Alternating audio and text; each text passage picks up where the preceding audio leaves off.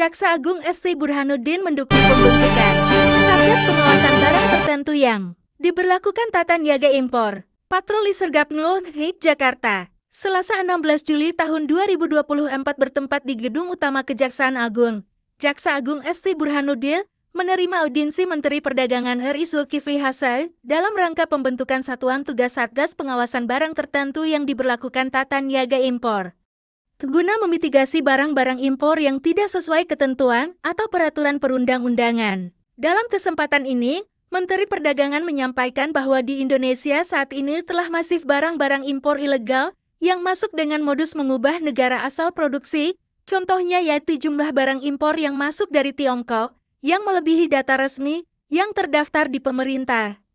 Hal tersebut dapat membahayakan perekonomian negara, karena berdampak terhadap tutupnya pabrik produksi lokal, pajak menurun, dan dampak PHK terhadap tenaga kerja. Saat ini, pelaku usaha mikro, kecil, dan menengah UMKM banyak mengeluhkan mengenai banjirnya barang-barang impor ilegal yang tidak jelas asal-usul dan perizinannya, ujar Menteri Perdagangan.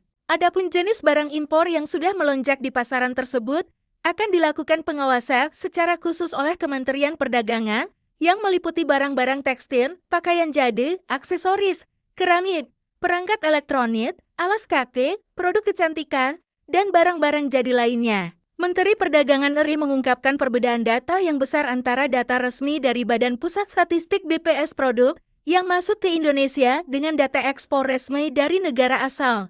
Dari perbedaan data tersebut, ditemukan bahwa terdapat banyak barang-barang impor yang masuk secara ilegal. Salah satu contoh data dari produk tekstil, untuk kuartal pertama tahun 2024, nilai transaksi barang impor produk tekstil yang legal dari salah satu negara mitra dagang yang tercatat di BPS hanya senilai 116,36 juta dolar Amerika. Padahal nilai transaksi barang impor produk tekstil yang tercatat dari negara mitra dagang tersebut mencapai 366,23 juta dolar Amerika. Artinya terdapat selisih yang signifikan mencapai 249,87 juta dolar Amerika. Terkait 7 jenis barang tersebut, akan diatur secara regulatif bagaimana pengendalian proses masuknya barang dengan menetapkan pelabuhan-pelabuhan mana saja yang menjadi pintu masuk komoditas impor tersebut, imbuh Menteri Perdagangan.